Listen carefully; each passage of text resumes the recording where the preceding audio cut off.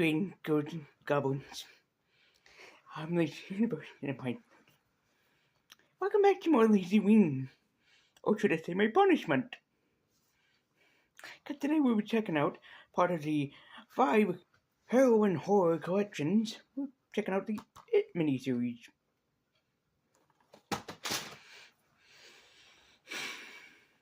You know, I don't know why I do this to myself.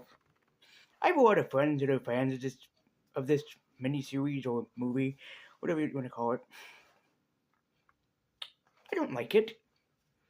I've seen the Nostalgia Critics review, and watching it for myself, actually, I can agree with everything that he said.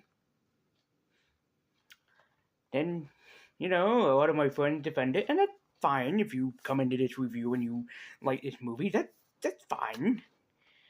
I'm gonna explain why I hate the shit out of it. Yeah, I did see the 2017 version. My little sister convinced me to see the 2017 version, and I loved it. One of my favorite movies of 2017. Not my top favorite, but in the top 5. Spider-Man Homecoming basically blew everything else out of the water for me. See, Stephen King adaptations basically go different ways. Like, a lot of them are very famous, like for example, Carrie, or Misery, or Stand By Me, or Silver Bullet, or even The Shining.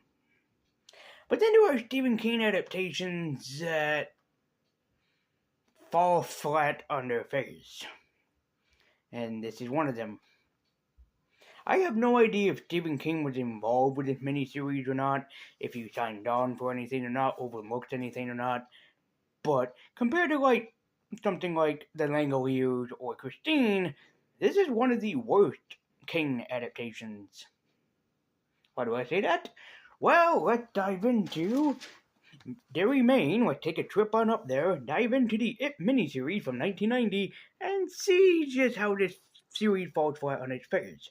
Also, I'd like to point out to people, I'm going to do this kind of in the style of It Chapter 1 and 2, so I'm going to be focusing on the child aspect first, even though I haven't seen It Chapter 2. My apologies. Maybe some of you will check it out, but we're going to be going from the kid actors first up into the adult actors afterwards, so that's how we're going to split this review up. So let's dive into It 1990 miniseries, and I don't want to. Pray for me. Pray for me. Pray to the Halloween god Sam Wayne. Pray for me. Pray. And let's dive into the Stephen King miniseries. Oh, God. We open up to Derry, Maine, back during the 60s, where the time of this peaceful poetry emperor, whatever it is, and we are joined by 2 brothers, known only as Bill and Georgie. Georgie is irritating his brother Bill to come with him, join him in playing with a boat down the river, but Bill says that he's too sick and that Georgie should do it by himself. After Bill builds him a boat, Georgie wants to take it outside, as Bill puts the wax on it and Georgie takes it out float around the streets of Derry, Maine. As Georgie loves playing with his new boat out in the rain, but that is until he loses his boat down the storm drain, where he happens to meet something straight out of his nightmares. Ooh, you rangers make me bad, waking me up with a rap that bad. Never enough for us to be you. Yeah! Well, you think that's something you can do? No, Georgie meets something even more terrifying, Pennywise the Clown. In this version, Pennywise the Clown is played by the one, the only, the Master Man. Just a sweet transvestite. Yes, that's right, that motherfucking Tim Curry in all that clown makeup, as he convinces Georgie to come down into the depths to pull him down to show him his balloon. Nah, just kidding. Pennywise fucking killed the kid, but Bill is not convinced that Georgie is basically dead. He's convinced that he may be alive. And so Bill forms the Losers Club with a bunch of other kids that had seen Pennywise the Clown, and he thinks that teaming up together, they might all be able to take him out. Together with their newfound friend Mike, they all decide to basically look up upon the clown, and so they do. They learn that Pennywise comes alive every so often. They also learn that Pennywise has a basically soft spot for children. He likes to eat kids, and if he can't eat them, he at least stalks them for the rest of their lives. And Bill doesn't know what to do now.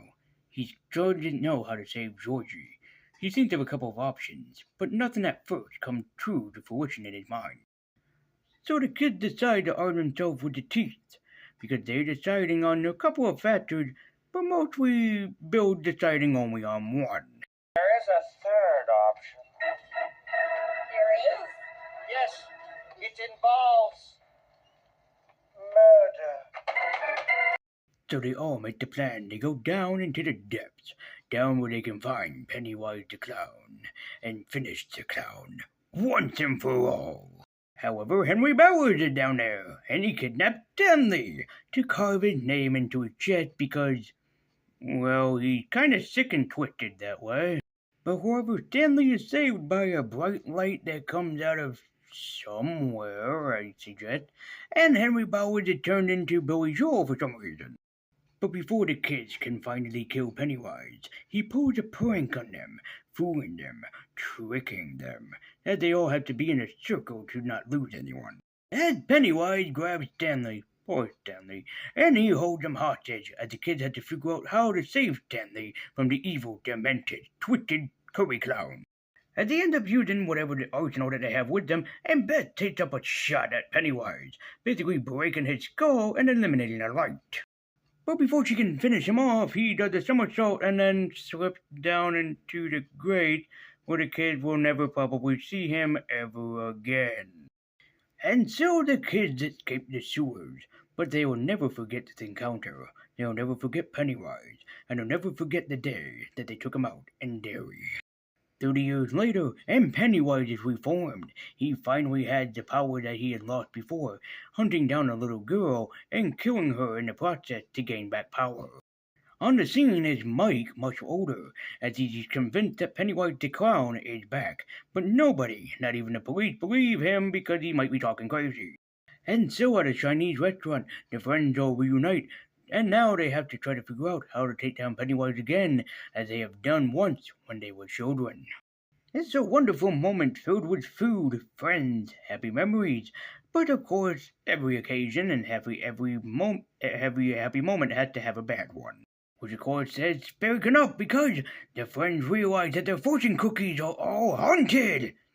Wait, seriously? Haunted fortune cookies?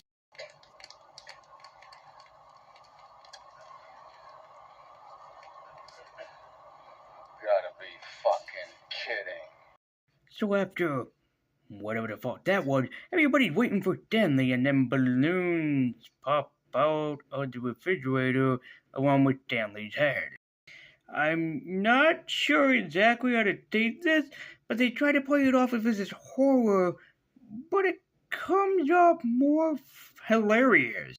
And after everything that has happened, they are sick and tired of Derry, as they all want to get back to their normal lives and never ever speak of the creature again. As Bill has a flashback to Georgie, and it reminds him of his true quest, to take down the cursed clown once and for all. Which of course something even weirder, Beth points out that there might be a curse in Derry, because, well, the adults never do anything when anyone is causing trouble. I'm sorry. I literally have no idea what you're talking about. And before they all leave, Bill convinces them, fuck the curse, fuck everything that's happened to us. This clown is gonna die, and he dies tonight. So they head back down to the sewers where they once were 30-something years ago, and they are all going after the terrifying clown, Pennywise. As they enter Pennywise's new domain, and realize that he's been doing this for a long time, finding people not floating, but more of tied up in webs. As Bill finally comes face to face with the new form of Pennywise, and oh my god, are you serious?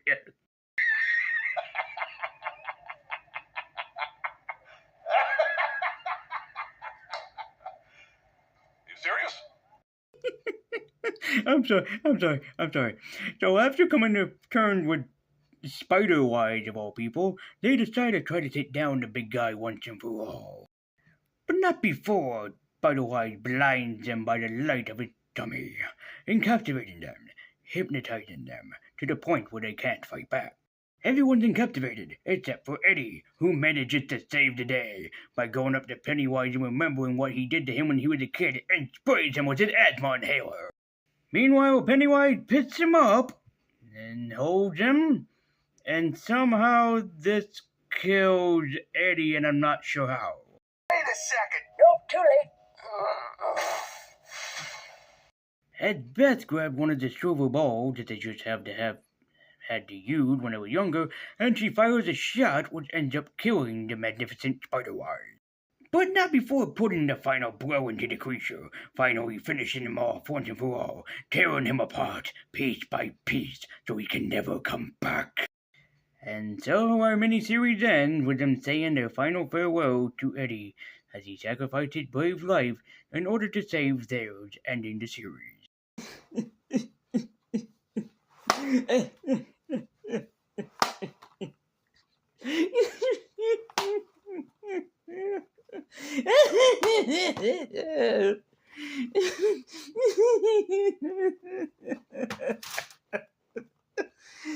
I hate this miniseries so much. I don't know where to begin. First of all, I'd like to point out that the child actors in this is actually phenomenal. From Jonathan Brandis to Seth Green, all are phenomenal. But the adult actors, especially Tim Curry to Richard Armitage to even John Ritter, they're all overacting. There is nothing redeemable about them. You don't root for them. You don't really care for them. You care for more of them when they're children. That's why It 2017 works, is because these are kids. You're going to care more about kids than you're going to care about adults. You don't care about the adults. Half the time you want to see the adult die in a horror movie. And yet, Tim Curry, while he's a great actor and he is fucking phenomenal in everything that he touches, it's just Tim Curry in clown makeup. That's it. There's nothing threatening about him. He doesn't do anything threatening. He just fucks around with the kids and trades with their emotions and then decides, oopity-doopity-doop, I'm a clown. When Tim Curry is more threatening in Home Alone 2 and Rocky Picture Horror Show, you know you done fucked up. And if you think that I'm going to give this a Funko Pop rating, remember what I said at the end of my Seventh Sign review, that this movie sucks and it doesn't need a Funko Pop rating? This movie sucks and it is not getting a Funko Pop rating. Like, listen, aside from the child actors portion, there is nothing redeemable about the It miniseries. You want a good It recommendation? It's just right behind me. This one. This is the one you see. I will review this some year, but this is the one that you see. You see this one, and you stay away from this one. Go see this one good. Go see this one bad. Good, bad. Good, bad. Great, shit. And I'm not giving this a Funko Pop rating, so if you are ever interested in checking out the 1990 It miniseries, I tell you to stay the fuck away from it, just because it looks interesting, just because you see Tim Curry in clown makeup, just because it had Jonathan Brandis and Seth Green, just because you think that it might be interesting, stay the fuck away from it, even with a fucking 10-foot pole. It is not worth the pain and suffering it will put you through.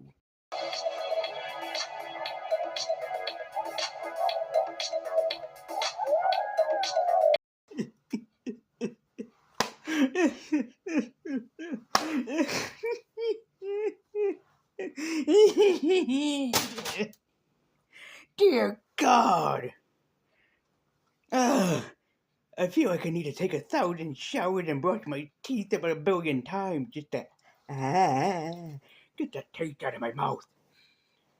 We need to do something awesome, because next up, we are actually doing a video for this Halloween.